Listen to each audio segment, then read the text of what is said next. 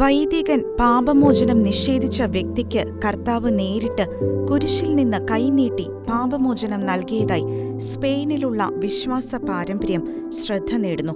ഒരു ദിവസം പാപിയായ ഒരാൾ ഈ കുരിശിന് താഴെ വൈദികനോട് തന്റെ ഗുരുതരമായ ഒരു പാപത്തെപ്പറ്റി കുമ്പസാരിക്കുകയും വൈദികൻ കാർക്കശ്യത്തോടെ അയാളോട് പെരുമാറുകയും ഇത് അവസാനമായിട്ടാണ് താൻ മാപ്പ് നൽകുന്നതെന്ന് പറയുകയും ചെയ്തതായാണ് ചരിത്രം.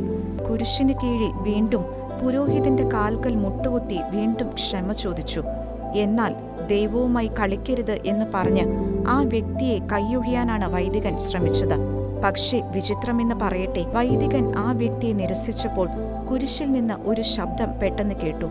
കുരിശിലെ യേശുവിന്റെ രൂപത്തിലെ വലം കൈ താഴേക്ക് വരികയും കുരിശിൽ നിന്ന് ഇപ്രകാരം ഒരു സ്വരം കേൾക്കുകയും ചെയ്തു: "ഞാനാണ് ഈ വ്യക്തിക്കായി രക്തം ചൊരിഞ്ഞത്, നീയല്ല" എന്നായിരുന്നു ആ സ്വരം.